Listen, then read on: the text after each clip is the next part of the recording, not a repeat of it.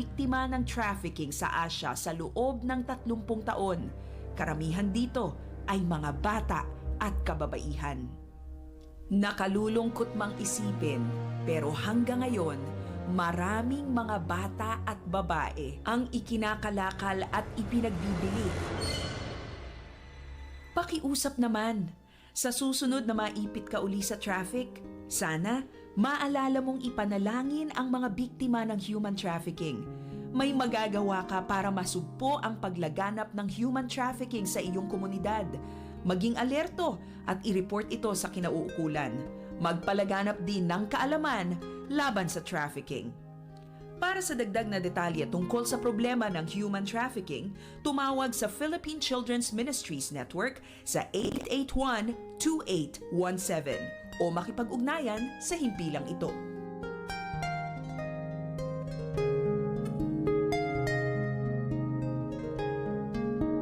Han, hindi ko maisaksak itong TV natin. Sira na kasi itong electrical cable niya eh.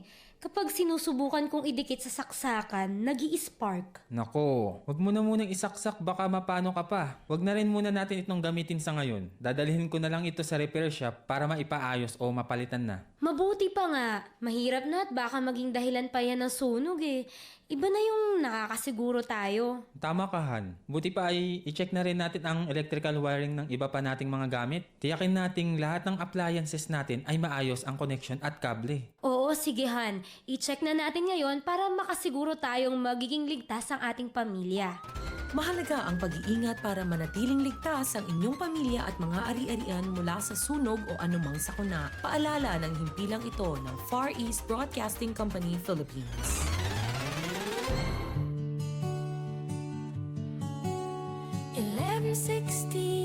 DXAS, your community radio. Kasama sa araw-araw, kakwentuhan kaagapay, kaibigan ka barangay. Ito ang radyo mo.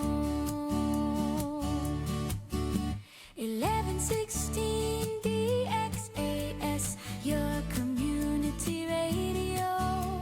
1116 DXAS, your community radio.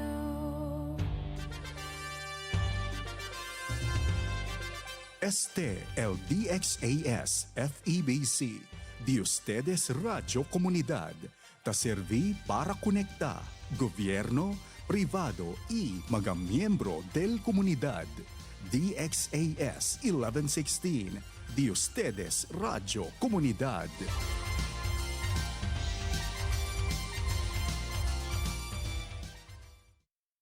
Yung tamang oras, ganap ng 6:00 ng umaga sa buong Pilipinas.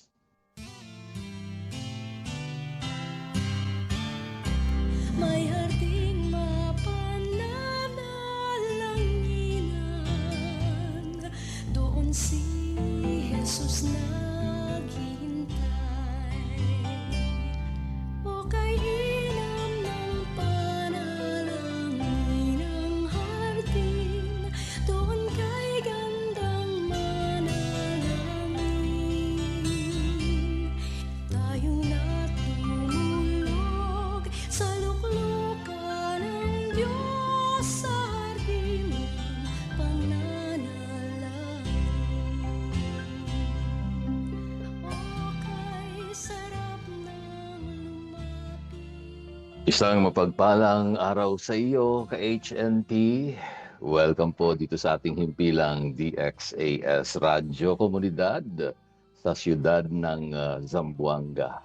At ako po muli ang inyong makakasama at inyong hardinero, Pastor Eman Aquino, dito po sa programang Hardin ng Panalangin. Kasalukuyan po tayo narito sa General Trias, Cavite para po sa nalalapit na pagtatapos ng pagsasanay ng aking anak sa Philippine Navy. At nagpapasalamat tayo sa Diyos dahil sa teknolohiyang katulad nito. Kahit nasa malayong lugar ay pwede tayong magkasama-sama pa rin. Kumusta po ang puso mo ngayon, kapatid? Ka-HNP, matindi ba ang init ng panahon sa mga nakaraang araw o baka ngayong araw na to ganun pa rin? Bagaman medyo umuulan-ulan na sa ibang lugar o baka naman mas matindi ang bagyong pinagdadaanan mo sa buhay ngayon. Baka naman may mga problemang dinadala na naman tayo. Katatapos lang nating nakalagpas sa isang problema. Ngayon, panibago na naman. Sabi ko nga, ang buhay ay parang isang malaking universidad. Nagsisimula tayo sa elementarya, high school, tapos papasok ng college. Ganyan ang buhay eh. Sa simula, maliit lang na problema. Pagka nakalagpas ka, halimbawa, pumasa ka sa elementary, o ayan na, papasok na ang high school, junior, senior, and then hanggang sa palaki ng palaki. At sa bawat problema na dumadaan sa ating mga buhay, ay di natin maiwasan yung makaramdam ng matinding kabigatan. Now, ang gusto kong sabihin sa inyo ngayong umaga, magpahinga ka muna kahit sandali o magpahinga ka kahit na ilang araw o ilang oras na tayo ay makapagpahinga sa presensya ng Diyos. Iwanan mo muna yung mga alalahanin, yung mga nagpapabigat sa isip mo, sa puso mo, dahil ngayong umaga sa susunod na ilang minuto, ire-refresh natin ang iyong lakas sa presensya ng ating Diyos. At lagi nating tandaan, every gising is a blessing.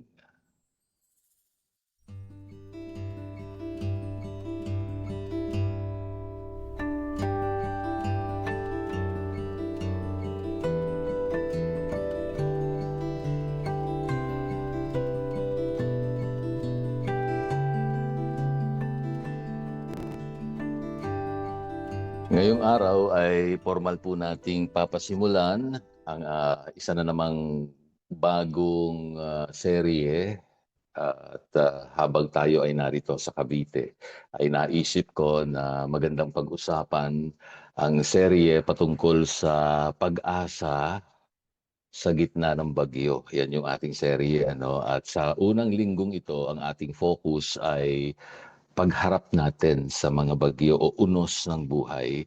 Paano natin kikilalanin yung ating emosyon at hahanapin natin yung kapayapaan sa unang bugso pa lang ng problema na pinabanggit ko kanina. At ang tema natin ngayong umaga ay ang imbitasyon ng pahinga. Okay? Ang imbitasyon ng pahinga. At sa Mateo 11:28, may isa pong napakagandang imbitasyon si Jesus para sa iyo kapatid, ka HNP o sino pa man yung kasama mo ngayong nakikinig. Ayan na, ito na tayo sa salita ng Diyos. Basahin po natin. Matthew 11:28 o Mateo Kapitulo 11, talatang 28.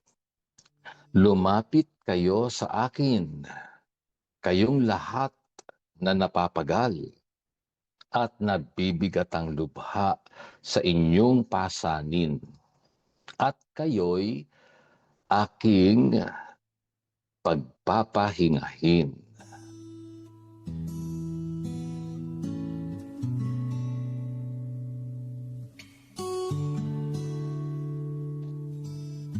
Bago tayo magpatuloy mga ka-HNP, balikan muna natin ang ating kasaysayan ng ating bansa. Alam niyo ba noong panahon ng pananakop ng mga Kastila at maging ng mga Amerikano, ang mga ninuno nating Pilipino ay sapilitang pinapagawa sa ilalim ng tinatawag na polo y servisyo o forced labor. Ayan po yung hirap na pinagdaanan ng ating mga ninuno sa ating bansa. Pilit na pagpapatrabaho. Sila yung nagtayo ng mga dambuhalang simbahan ngayon na nakikita natin, nakatayo pa rin. At sila yung nagputol ng mga troso sa gubat.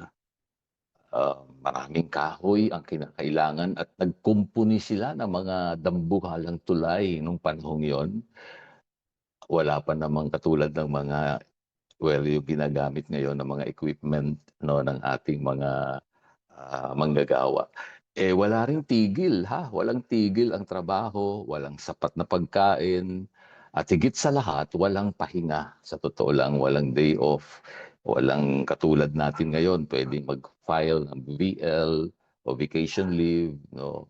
Noon sa panahong yun, wala talaga silang pahinga. So yung kasaysayan ng ating lahi o lahing Pilipino ay hitik na hitik sa kwento ng pagod o punong-puno ng kwento ng pagod at mabibigat na dalahin. No? Yan ho ang ating kasaysayan. Talagang hindi nawawala yung matinding pagtatrabaho. Kaya naman, likas sa ating mga Pilipino ang maghanap talaga ng ginhawa.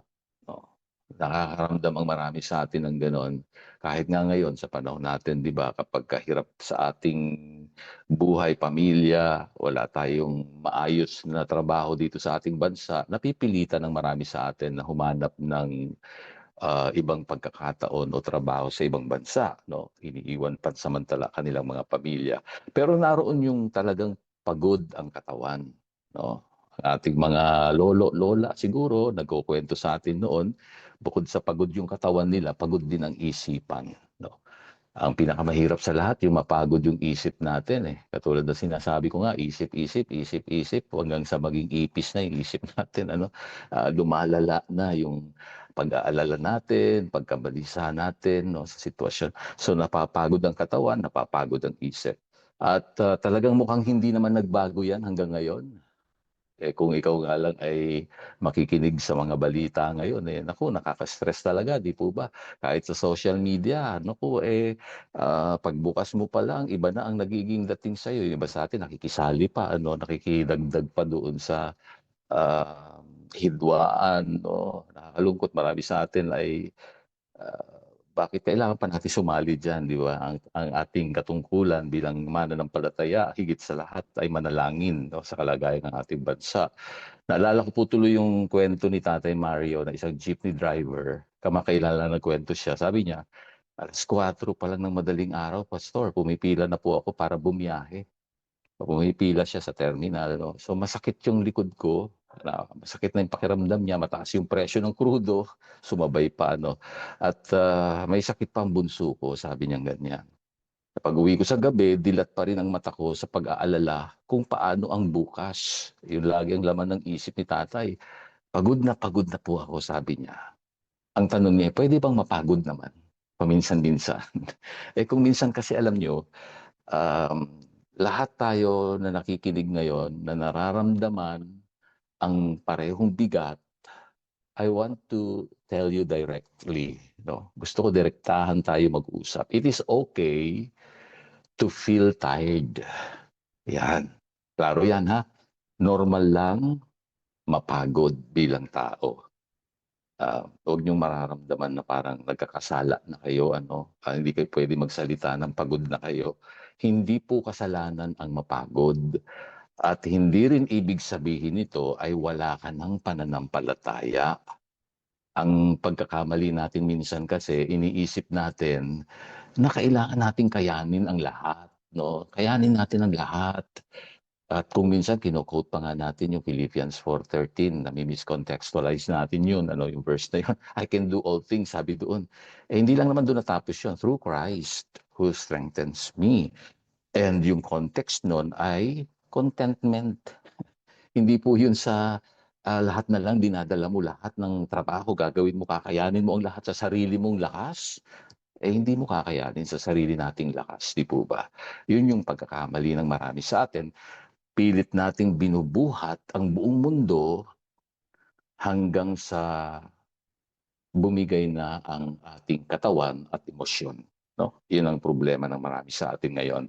Pero salamat sa Diyos dahil may magandang balita para sa atin ngayon. Yun na nga po yung binasa ko kanina sa Matthew 11:28 kung saan sinasabi ni Jesus, lumapit kayo sa akin. Kayong lahat, ha, wala pong ibang pwedeng sabihin na hindi siya kasali dito. Kayong lahat na napapagal at nabibigat ang lubha sa inyong pasanin at kayo'y aking pagpapahingain. Napakalalim po ng salitang ito. Bagaman minsan familiar sa atin, kung minsan ay nagiging mababaw na lang ang kahulugan. Pero dito malinaw, hindi sinabi ni Jesus na magpakatatag ka mag-isa. Pinoy yata yan. Di ba? Kung minsan ganun eh. Pinoy tayo eh. Hindi, malakas tayo eh. Hindi po. Hindi niya sinabing, ayusin mo muna ang buhay mo bago ka lumapit sa akin. Wala pong ganon. Di po ba? Ang sabi niya, kung kailan ka napapagal. Ibig sabihin, napagod na pagod na. Pagod na ang puso mo. Ibig sabihin ng napapagal. Ano? Pagod na ang puso mo. At kung kailan ka nabibigat ang lubha o mabibigat ang lubha pa lang sa darating na panahon, kung kailan yan, iyan ang mismong oras na lumapit ka sa Kanya. Kaya kung titingnan natin mabuti ito sa perspective ng Panginoon, kaya kung minsan, pinapahintulot din niya yan. Yung problema, yung kabigatan, napapagod ang puso mo sa maraming mga pangangailangan, kasama pa ang karamdaman na dinadala ng ating katawan, nabibigat ang lubha tayo. Yan yung oras na gusto ng Panginoong kausapin mo siya, lumapit ka sa Kanya. Kasi ang tunay na lakas mo ka HNT ay hindi nagsisimula sa kung gaano ka katatag, kundi sa kung gaano kalakas ang Diyos na kinakapitan mo. Ang tanong, paano ba natin ito tatanggapin ang imbitasyong ito ng Panginoong Hesus araw-araw? Araw-araw po ito ha. Hindi lang to minsan niyang sinasabi tapos hindi na niya uulitin sa iyo sa susunod na mga araw. Araw-araw po ito kinakausap tayo ng Panginoon. Paano ba natin tatanggapin itong kanyang imbitasyon? At yung kapahingahang siya lamang ang nagbibigay, maranasan naman natin. Ano? Dalawang bagay pong gusto kong sabihin. Number one, paano natin tatanggapin? Number one, isurrender mo ang control. Ang dahilan kung bakit tayo napapagod ay dahil sinusubukan nating kontrolin ang mga bagay na Diyos lang ang may hawak. Huwag mong kunin sa Diyos yung hawak niya. Ano yung hawak niya? Ang bukas mo, kinabukasan mo, trabaho mo, ang pananalapi o pinansyal na aspeto ng buhay mo, ang puso ng ibang tao na maaaring iniisip mo bakit siya ganon. Ang Diyos ang may hawak nun. Let God handle what you cannot. Yun ho ang isang unang dapat nating isa-isip. I-surrender mo ang control. Let God handle what you cannot. Number two, palitan mo ang worry ng worship. Yung worry, pagkaalala, pagkabalisa, sa halip na yan ang maghahari sa puso't isip mo. Samantalahin mo yung oras na yan na ang Diyos ay kilalanin mo, sambahin mo siya. Yung worry dapat worship. Sa tuwing mabigat ang gabi, imbis na mag-overthink, lumuhod ka na lamang at ibuhos ang lahat kay Lord sa panalangin. Kaya bago po tayo dumako sa ating pananalangin ngayong umaga, ang challenge ko sa bawat ka-HNP ngayon, bago matapos ang araw na ito, halimbawa mamayang gabi bago ka matulog, o kahit nasaan ka man ngayon, nais kong gawin mo ang pisikal na aksyong ito. Buksan mo yung dalawang palad na nakaharap sa langit. Yung dalawang palad mo. Okay? Iharap mo sa langit. Tapos, tanda yan ang pagbibitiw mo sa mga bigat. No? Sabihin mo ng tahimik, Lord, heto po ang pagod ko. Ibinibigay ko na po sa iyo. Tinatanggap ko ang iyong pahinga na ipinangako mo sa akin. So pag yan ay narinig ng Diyos sa iyo araw-araw, nakikita niya yung pagtitiwala. Huwag mo nang hilahin pabalik yung pasanin na binigay mo na sa Kanya. Kung minsan kasi ganun ang nangyayari. Matapos ka mag-pray, tuloy-tuloy ka pa rin sa pag-aalala. Binabawi mo kasi yung bigat na ipinasa mo na sa Diyos. Tandaan mo kapatid, ka-HNP, hindi ka nag-iisa sa buhay dahil kasama mo ang Diyos at syempre kasama mo rin ang HNP family. Ako po muli ang inyong hardinero na nagpapaalala sa inyo sa hardin ng panalangin, bawat luhang itinatanim ay aanihin bilang kagalakan.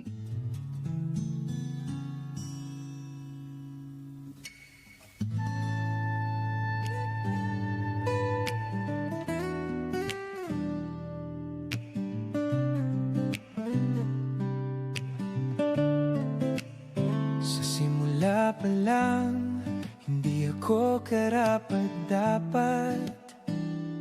Pero pinili mo akong pagtiwalaan, O Diyos, sa mga gawain mo.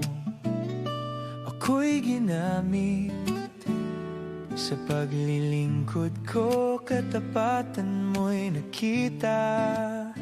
Sa pagmamahal mo, ako'y tinubos sa biyaya mo. Ako'y tinawag sa pag-ibig mo. Ako'y tinanggap at patuloy akong maglilingkod sa'yo.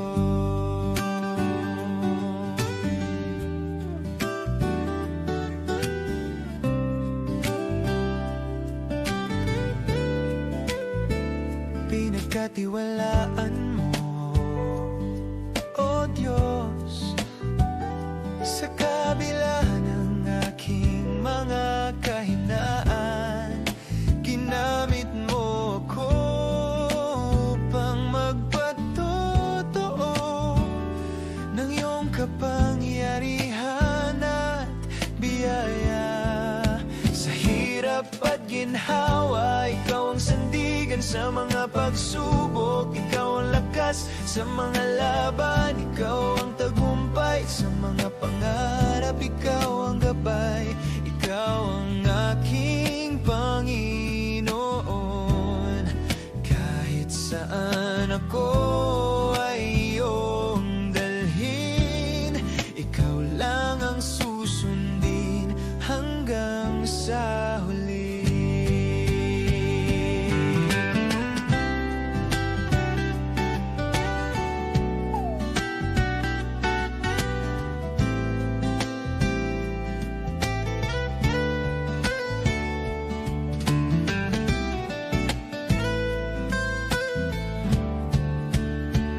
Sa pagmamahal mo, ako'y tinubos sa biyaya mo.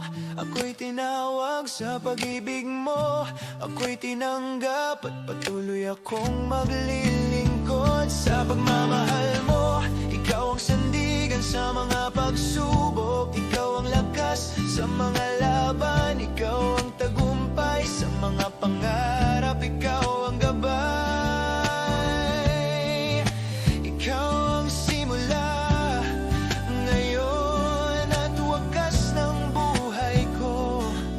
Ikaw at ikaw lang, O Diyos, ako ay sa'yo.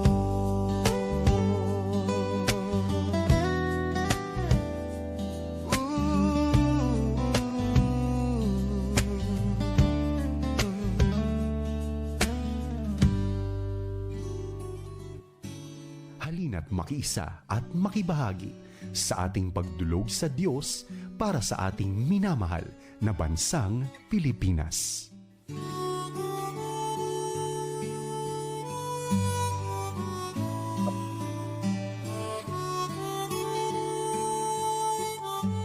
Kayo ay nananatiling nakikinig dito po sa himpilang DXAS Radyo Komunidad ng FEBC Philippines. Dito ang inyong mga kahilingan ay dinadala natin sa presensya ng ating Diyos. Samahan niyo po ako, iangat natin ang ating mga puso at ipanalangin natin ang iba't ibang kahilingan ng ating mga tagapakinig at syempre higit sa lahat ang ating mahal na bansang Pilipinas. Tayo po ay manalangin.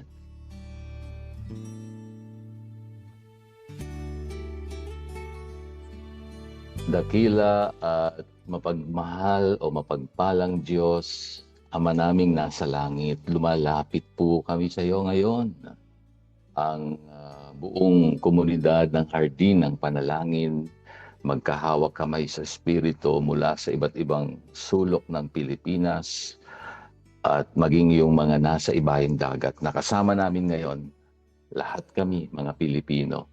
Lord, ikaw ang nakakakita sa puso ng bawat Pilipino ngayon.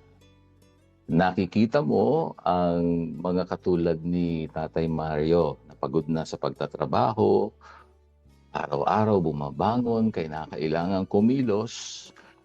Ang bawat nanay na nag-aalala po sa pampatapos ng pag-aaral ng kanilang mga anak. Ngayon na naman ay pasukan sa maraming eskwelahan.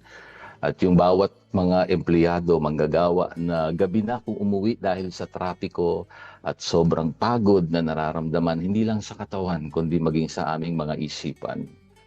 Panginoon, inaamin po namin, marami sa amin ang binabagabag ng unang bugso ng unos sa aming buhay.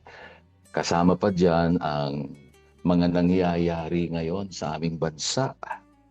Kaya naman, Ama, dinadala po namin ang buong bansang Pilipinas sa iyong paanan. Diyos aming Ama, ikaw lang ang may kakayahan, ikaw lang ang may kapangyarihang mag-ayos ng kalagayan ng puso at isipan ng bawat isa. Humihingi po kami ng iyong banal na pahinga. Ipagkaloob niyo po yung kapayapaan na hindi maipaliwanag o higit sa lahat ng pagkaunawa sa bawat pamilyang Pilipino. Ito po ay maranasan namin yung kapayapaang ikaw lamang ang nagbibigay at nawa ay makatagpo ka lalo na ng mga namumuno sa aming bansa, sa aming gobyerno, mula sa aming ehekutibo, sa aming mga nasa legislatura, at maging doon sa judiciary. Panginoon, ang paghahari niyo po, aming idinadalangin. Sa mga sandaling ito na parang nauubusan na po ng lakas ang marami, iparamdam niyo po ang iyong yakap na nagbibigay buhay. We pray for national healing, Lord. Pagpalain niyo po ang aming ekonomiya, bigyang lakas niyo yung mga nanghihina, at higit sa lahat ay tulungan niyo po kaming maalala namin, no? Maalala namin lagi ito, na hindi namin kailangang maging bayani sa sarili naming lakas. Dahil mayroon kaming tagapagligtas na si Jesus. At sa pamamagitan lamang niya kami lumalakas. Panginoon, sa bawat isang mga tagapakinig namin, iba't ibang kahilingan, katagpuin niyo po sila, si Nanay Isabel, patuloy mo siyang bigyan ng lakas, kanyang mga apo na maging handa na rin sa pasukan at yung provision din sa kanilang pangangailangan. Prayer ko din po sa MRI ni Kuya Danny Morelos sa pangalan ni Jesus. Ipagkaloob niyo po ang sapat na lakas at ang maayos na kondisyon, favorable na resulta. Panginoon, dalangin kong katagpuin mo sila sa iba't ibang pangangailangan, maging sa pinansyal, ikaw po ang inaasahan. Ang Avino family, Saldea, Desposado at Ruiz family ay nasa biyaya mo, Panginoon. Hayaan mong maranasan nila ang pagpapala mo. Kasama na rin si Doc Tony Toledo, si Odette Acosta, Ethelyn Anito Tumbocon, si Daphne Luis Maninang, kasama si Dan. Lord, bless niyo po ang kanilang buhay. Si Ate Daphne, yung kondisyon niya sa kanyang paa, sa ngalan ni Jesus, ikaw ang magbibigay ng kagalingan kay Dan sa kanyang business. Lord, pagpalain niyo po itong patuloy at yung mga property na kanila pong ibinibenta rin, Panginoon. Ikaw ang magpapadala ng tamang buyer. Salamat din po kay Janeth, kay dalangin namin patuloy na pagpalain mo siya, si Pastor Rico Surigao, Pastor June Estabilio, Pastor Jerry De La Cruz, si Jolan Ortileno, si Chen Ignacio, Happy Gladys. Pagpalain niyo po kanilang mga buhay, si Angel o Angela Adriano, si Angel Vicente, at si Jessa May Palanyo, Agnes Tumbocon. Salamat, Panginoon, maging kay Kath at kay Brian Lipata. Pagpalain mo sila ng wisdom at favor mo lagi, maranasan po nila.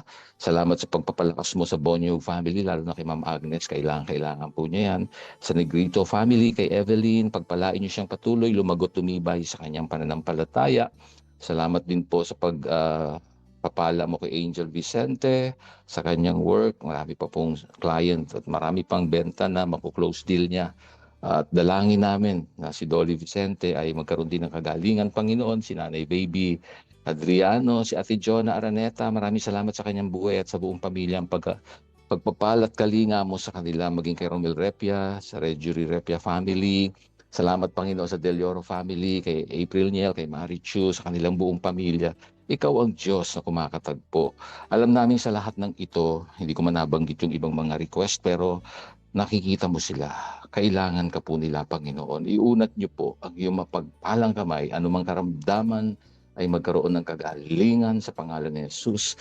Ang probisyon sa kanilang mga kailangan ay maranasan nila, Panginoon, sa mga oras na ito na magbigay ng kaluwalhatian sa iyo. Lahat ng ito ay aming idinadalangin at salamat po naman, tinatanggap mo ang mga panalangin ito.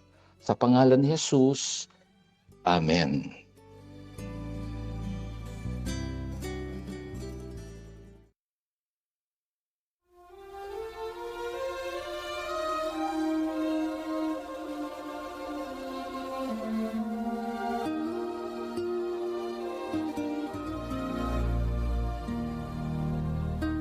Kagalakan ko po ang maging lingkod ng Diyos sa inyong buhay dito pa rin sa Himpilang 1116 DXAS, your community radio. Isa lamang po kami sa mga himpilan ng FEBC Philippines, kasapi ng kapisanan ng mga broadcaster ng Pilipinas.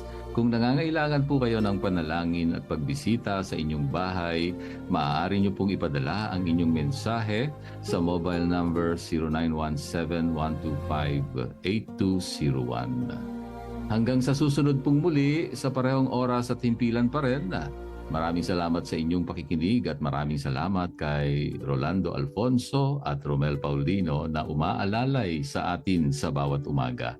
Ako po ang inyong hardinero, Pastor Eman Aquino. Paalala po muli, sa lahat ng ating ginagawa, luwalhatiin natin ang Diyos.